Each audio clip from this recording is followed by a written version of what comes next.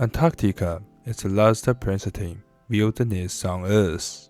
There are no bores, very few man-made structures, and yet it's one of the harshest environments we know. To this day, aside from researchers and a handful of tourists, most of the frozen continent remains uninhabited, since there are no permanent residents and the conditions are so brutal.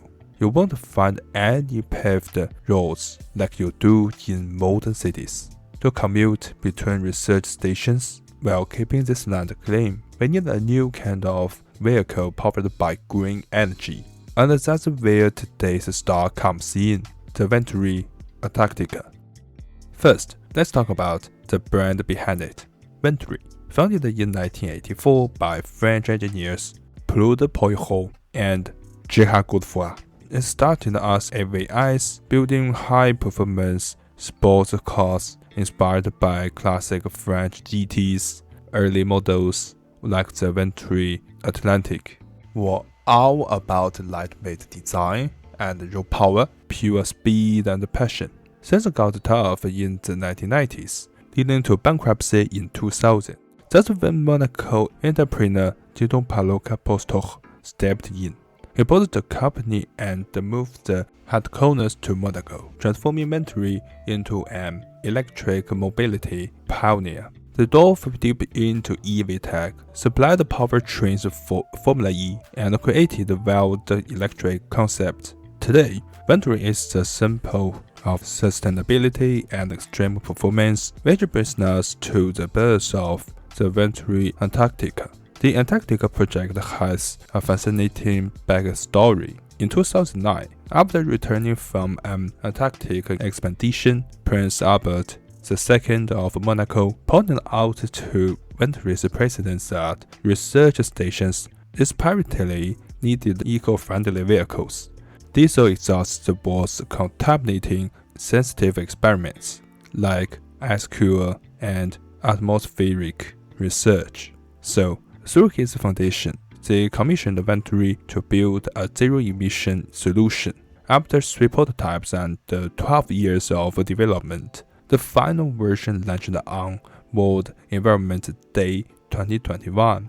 It was delivered to Belgium's Princess Elizabeth Antarctic Station later that year, becoming humanity's first true zero-emission polar explorer. This vehicle looks like a small boxy tank. It's 3.4 meters long, 2.18 meters high, and can sit up to 6 people with foldable rear seats. It even drives like a tank.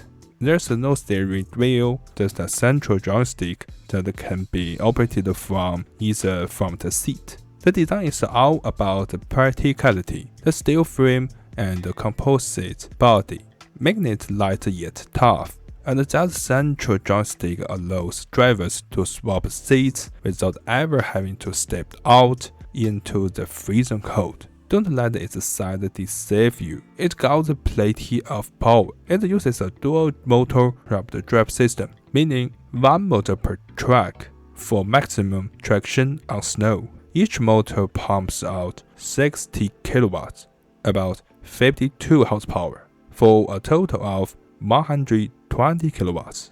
That might sound modest, but it's enough to hold 2.5 tons of payloads across the soft snow. As for the battery, it comes with 52.6 kilowatt-hour pack, and you can add a second one to double the range. That gives you about 50 km on one pack, or over 100 km with both. It can be charged via wind or solar power at the station, achieving true zero emission. Now, we all know that extreme cold is usually a death sentence for EVs, but Antarctica is built for -50 degrees Celsius. The secret is its brilliant thermal management. While normal lithium batteries fall in those terms, this car recycles waste heat to keep the components warm. But here's the twist. This car has become a living witness to global warming. It was designed for -50 degrees winters, but By the summer of 2022, temperatures rose to around -10 degrees, causing it to overheat.